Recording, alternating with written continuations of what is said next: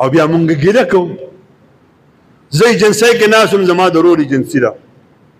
خو زه صد افسوس سره دا خبره کوم چې دا خبره کوم زما د زړه دننه چوي یو هندو زمونږ سره ناست و سیک بطور خندای یو خبره وکړه ما ته وی شیخ صاحب مولوي صاحب خبرې که نه ما څه خبره ده وی ابل ورځ زه دی او دی او دی اسلام آباد کې زمونږ شپه وه دا 15 کسان مسلمانان دي دا ناس یو را سره پلانې ومو زه سیک یم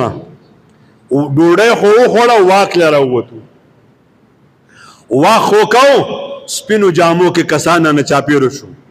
وی دا خو نوګو ایریا ده تاسو چرته ځئ وی ما خو دې ځان خلاصو زما سره خو یو بانه وه ما زه خو عیسایي یم سیک یم وی دې نورو ته وی تاسو مسلمانان یې الحمدلله میا خان والو کو تاسو ته وایم تاسو به هم وایئ الحمدلله ووایئ الحمدلله موږ مسلمانان خو مخکې تیاره ده تاسو ته ما ته ورته وی ښه هلکه ته دې چټ شه وایئ شابه مسلمانانو اخري صورتونه ووایئ دی سیک ماته د هغې مسلمانانو په مخ کې وي وی مولوي صاحب دې 15 کسانو له یو صورت نه ورته ما سوا د خلقونه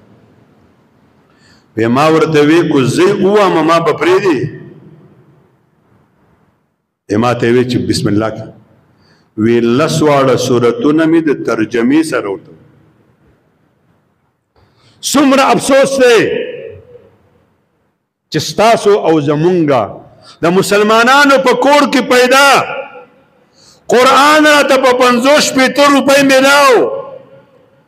زمونږ حال دا دی چې مونږ قرآن نه رالو په ناظرۍ نه وایو یادول فرض نه دي